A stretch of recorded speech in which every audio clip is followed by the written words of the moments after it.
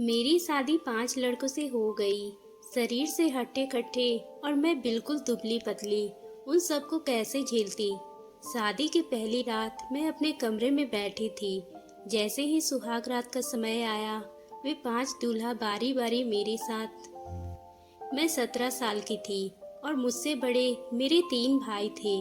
घर में शादी का माहौल था क्योंकि मेरे तीनों भाइयों की शादी थी। भाभी सिर्फ एक थी। तभी मुझे उस बारे में कुछ खबर नहीं थी। मैं बिल्कुल अनजान थी। मैं तो इस खुशी में झूम रही थी कि घर में मेरी 3 भाभियां आएगी। लेकिन भैया की शादी के बाद जब दुल्हन का गृह प्रवेश किया गया तो मेरे तीनों दूल्हे भाइयों के साथ केवल एक ही दुल्हन थी। सब लोग बहुत खुश थे कि घर में बहू आ गई है, पर मैं सिर्फ यही सोच रही थी कि आखिर मेरी बाकी 2 भाभियां कहाँ है। खैर, मैं इन सबको भूल गई थी और नाचने में लग गई। कुछ दिन यूं ही गुजर गए थे। रोज देखती थी कि मेरी भाभी के पास सभी भाई जाते थे। मुझे नहीं पता था कि ऐसा कोई रिवाज होता है, क्योंकि मेरे गांव बहुत ही पिछड़ा हुआ था।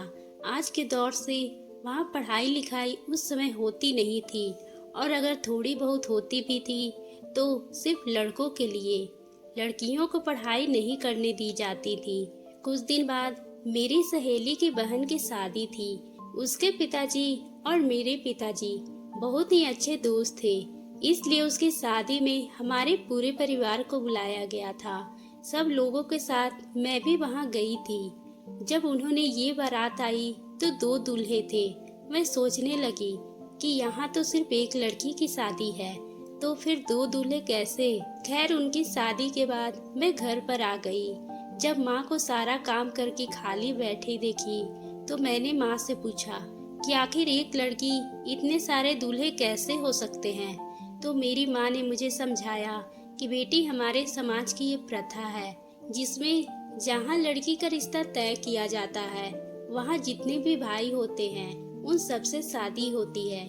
मैंने माँ से पूछा, इतने सारे लड़कों को एक अकेली लड़की कैसे संभाल पाती है।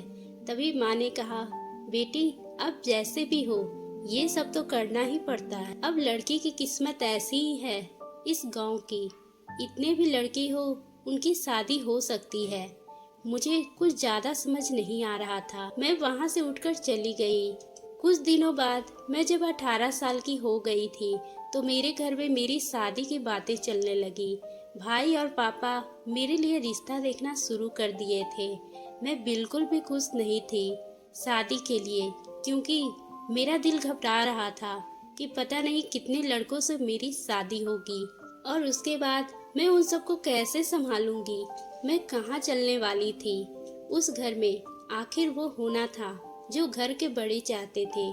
खैर, दूसरे ही दिन अपने माँ के साथ बैठे थी, तभी मेरे सबसे बड़े भैया आए और कहने लगे, रूपा का रिश्ता तय कर दिया है। बहुत अच्छे और अमीर खानदान है। लड़के 5 भाई है। ये सुनते ही मेरे पैरों तले से जमीन खिसक गई। 5 लड़कों को मैं कैसे संभाल पाऊंगी, बस यही सोच मुझे खाए जा रही थी। मैंने अपने भाइयों से कहा, मुझे ये शादी नहीं करनी है। तो वो लोग कहने लगे, शादी की इजाजत के लिए लड़कियों को इस घर में बोलने की छूट नहीं है। मैं तो रोते हुए अपने कमरे में चली गई। मैं बार बार इस समाज के इस गलत रिवाज के बारे में सोच रही थी। हम लड़कियों का ख्याल जरा भी नहीं है किसी को। मैंने कई प्रयास किए कि किसी तरह ये शादी ना हो, लेकिन किस्मत में भी यही लिखा था। मैंने अपनी माँ और भाभी से इस बारे में बात की, लेकिन उन्होंने मुझे बोल दिया कि तुम्हें अभी इसे स्वीकार करना पड़ेगा। मेरी माँ कहने लगी, मैं और तुम्हारी भाभी भी ये सब झेल रहे हैं। शुरू में तुम्हें तकलीफ होगी, लेकिन बाद में तुम्हें अपने आप सहन करना सीख जाओगी। मैं दुखी मन से वहाँ से चली गई। अब जैसे जैसे शादी के दिन नजदीक आ रहे थे, मैं गहरी चिंता में डूब जा रही थी। आखिर वो दिन आ ही गए जिस दिन हर लड़की को इंतजार रहता है, लेकिन मैं उस दिन को नहीं चाहती थी, क्योंकि मैंने शुरू से ही किसी एक पति का ही सपना देखा था, ना कि 5 का।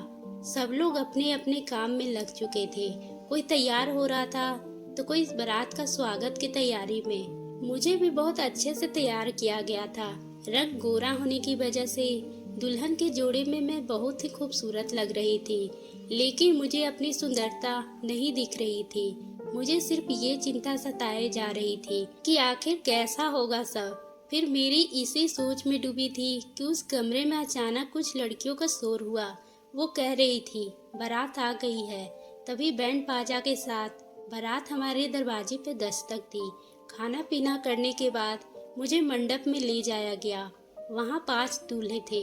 मेरा दिल धड़कना बंद हो गया, लेकिन अब मैं अपनी मजबूरी के आगे कुछ नहीं कर सकती थी।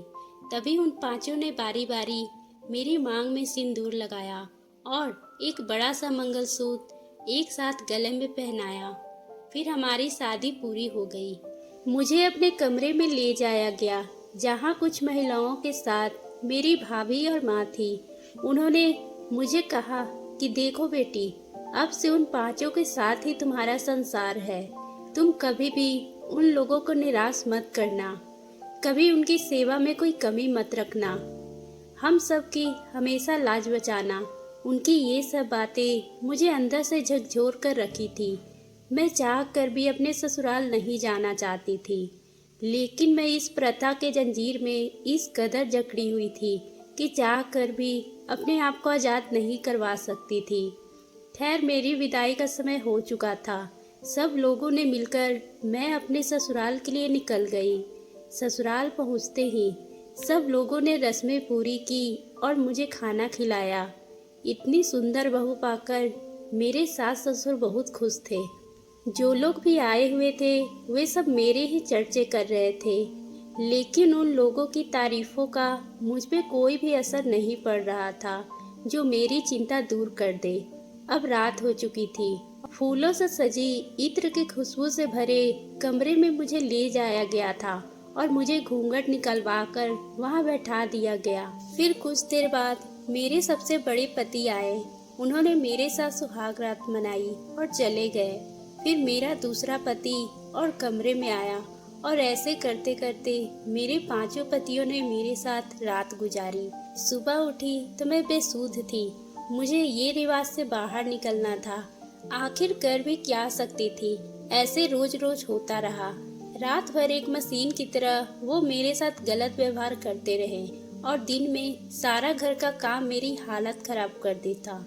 फिर एक दिन मुझे अपने माता पिता से मिलवाने के लिए मेरे मायके ले जाया गया।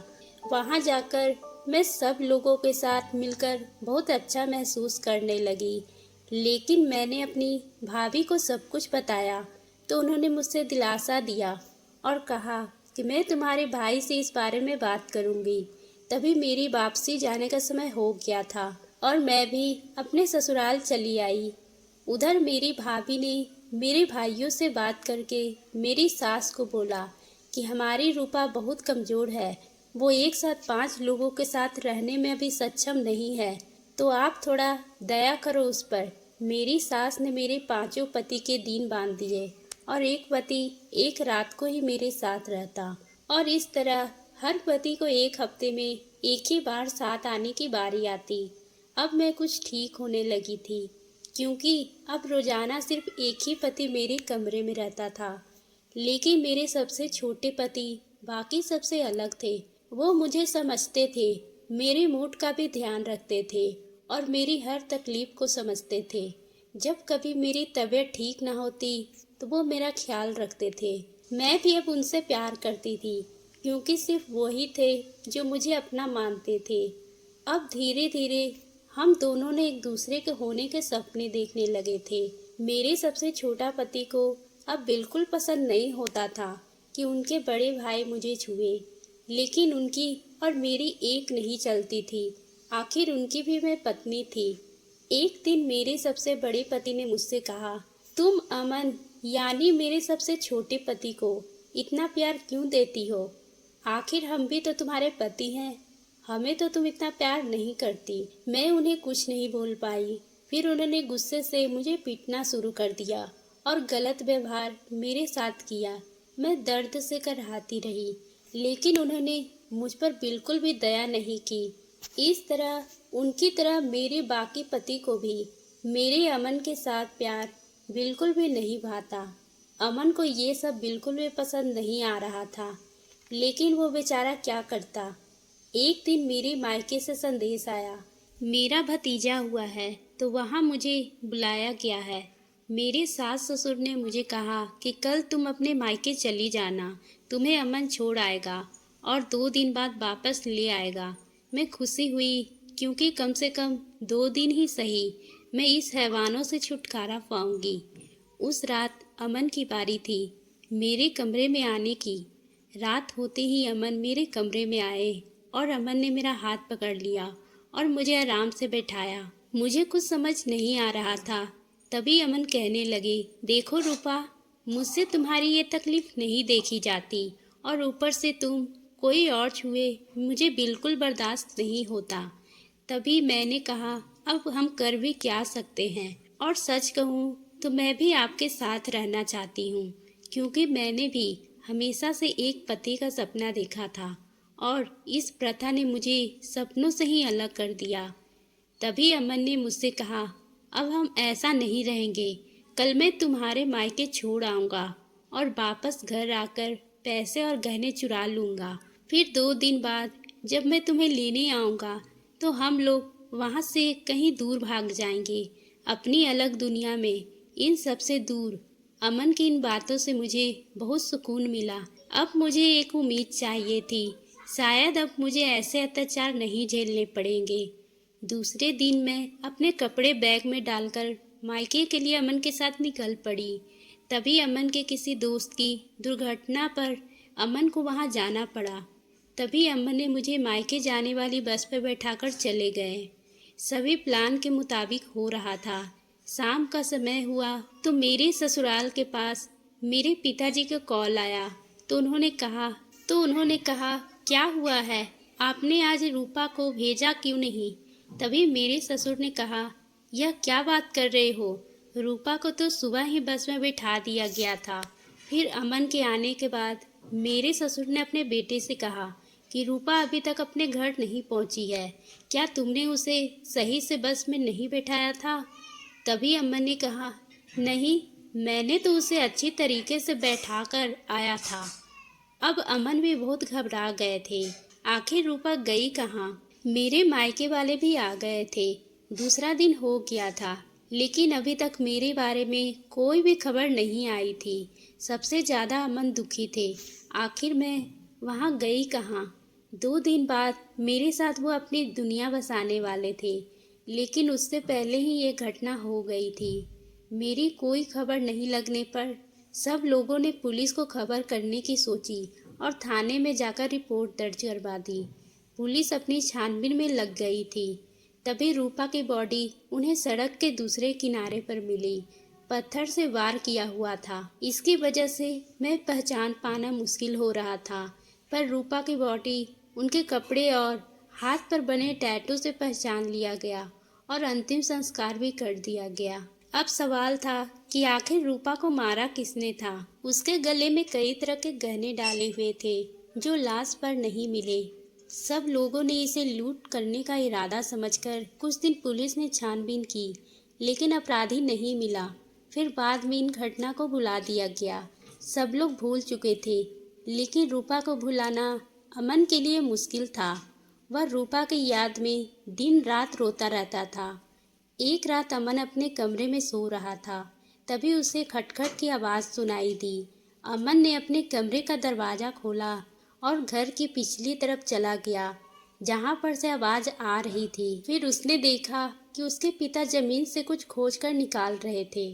फिर उन्होंने ज़मीन से एक लाल रंग की पोटली निकाली और उसमें से निकाली चीज़ को देखकर अमन देखकर चकरा गया, क्योंकि वो वही गहने थे जो रूपा ने मायके जाते वक्त पहने थे। अमन को सारा माजरा समझ आ गया था, लेकिन वह ये सोचकर दुखी हो रहे थे कि उसके पिताजी ऐसा कैसे कर सकते थे। अमन ने सुबह पुलिस को बुलवाया और सारी बातें कह डाली। रूपा के ससुर अमन को गुस्से से देख रहे थे, लेकिन फिर पुलिस के सवाल से उन्होंने सब कुछ उगल दिया। उन्होंने कहा, मैं अमन और रूपा की सारी बातें सुन ली थी। ये लोग 2 दिन बाद भाग जाएंगे, तभी मैंने अपने चारों बेटों का क्या होगा और हमारी बिरादरी में क्या इज्जत रहेगी। इस डर से मैं रूपा का पीछा करने लगा और कुछ मेरे आदमियों की मदद से रूपा को मरवा दिया ताकि अमन के साथ भाग ना पाए। और मैं गहने निकाल दी ताकि लोगों को लूट का मामला लगे और हमारे गहने भी बच जाए। पुलिस अब रूपा के ससुर को गिरफ्तार कर चुकी थी। अमन की आंखों से आंसू नहीं थम रहे थे। यह कैसी प्रथा है जिसकी वजह से लड़कियों की इतनी तकलीफ झेलनी पड़ती है, और अगर वो खुलकर जीना भी चाहे तो उसे जान से मार दिया जाता है। अमन अब अपनी पूरी जिंदगी रूपा की यादों से समर्पित कर चुका था। दोस्तों, ये एक कहानी काल्पनिक है। इसकी आपकी जिंदगी में होने वाले किसी भी चीज़ से कोई ताल्लुक नहीं है और ना ही धर्म जाति के भावना को ठेस पहुंचाना इसका कोई उद्देश्य है। आप सभी को ये कहानी कैसी लगी कमेंट करके हमें ज़रूर बताएं। अच्छी लगी हो तो हमारे चैनल को सब्सक्राइब करना ना भूलें और बेल आइकन को भी प्रेस कर लें।